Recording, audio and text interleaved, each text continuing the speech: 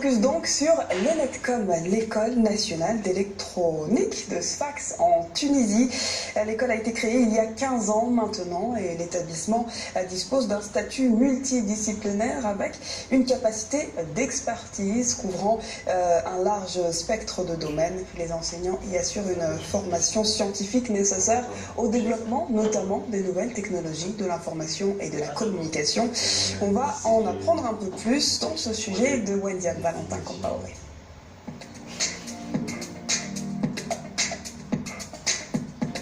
L'Afrique manque d'ingénieurs.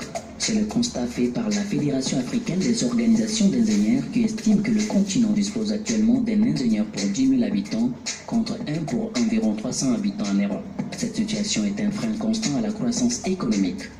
C'est la raison pour laquelle de nombreuses écoles publiques et privées de haut niveau se sont inscrites dans le créneau de la formation sur le continent au cours des 10 dernières années. La difficulté pour les entreprises et les futurs étudiants est d'identifier les centres du savoir qui garantissent une juste adéquation entre l'offre de formation et les exigences professionnelles. En Tunisie, l'ENETCOM, École nationale d'électronique de Sfax, fait partie des pionniers de son domaine. Cet établissement d'enseignement supérieur, créé en 2002, a pour mission la formation d'ingénieurs de plusieurs domaines.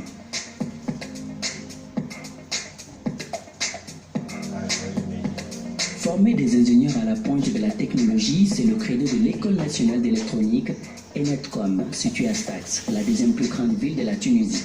Elle propose des formations appuyées sur une large variété de disciplines scientifiques, électronique, télécommunication ou encore informatique industrielle, des secteurs dits d'avenir, porteurs d'innovation technologique. L'Afrique, on a beaucoup de ressources, on a beaucoup de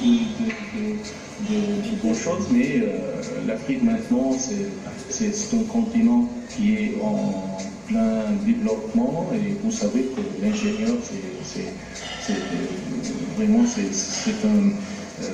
une pièce maîtresse pour le développement d'un pays. Selon l'Organisation des Nations Unies pour l'éducation, la science et la culture, UNESCO, l'on estime à 3 millions le nombre d'ingénieurs et techniciens dont l'Afrique a besoin pour atteindre les objectifs de développement durable, ODD. Un défi à relever pour ces écoles qui veulent développer de nouvelles filières.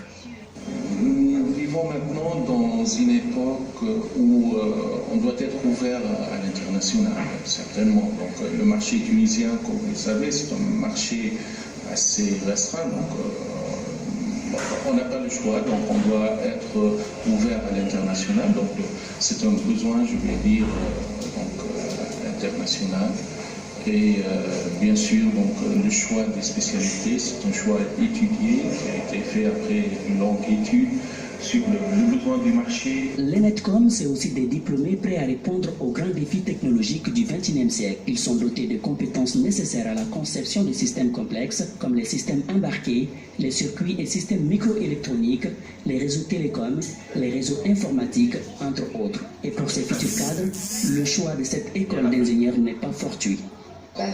Donc j'ai choisi d'être ingénieur parce que, en fait, être ingénieur, c'est le fait de chercher des solutions pour les problèmes, ce qui est un défi pour moi. En fait, je veux toujours avoir des solutions pour tout problème existant, parce que c'est un domaine là où il se trouve beaucoup d'innovation, il y a toujours de nouveautés, il y a toujours la technologie qui existe. Près de 2 milliers d'élèves suivent 3 formations d'ingénieurs, une licence fondamentale, un master de recherche et 3 masters professionnels sur un campus au cœur du technopôle de Sfax, reconnu comme un pôle d'excellence dans les domaines d'éthique.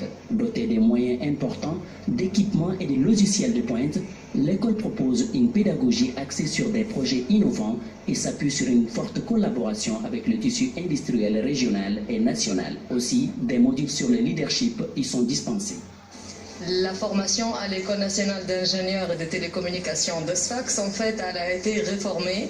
Donc, en termes de modules transversaux, ils ont une formation un peu exhaustive. Ils commencent par un module de management de l'entreprise pour avoir une connaissance globale sur le milieu de l'entreprise, de l'industrie et de l'économie de manière générale. Par la suite, au niveau de la deuxième année, ils commencent par le module leadership et animation d'équipe, parce qu'en tant qu'ingénieurs, ils vont être amenés à être des chefs de projet ou bien à travailler au sein d'équipe. Donc voilà, on va voir là plutôt leur aspect psychologique et les compétences sociales pour être dirigeants, pour pouvoir gérer des équipes avec des méthodes qui sont assez nouvelles, telles que la méthode Agile, la méthode Scrum.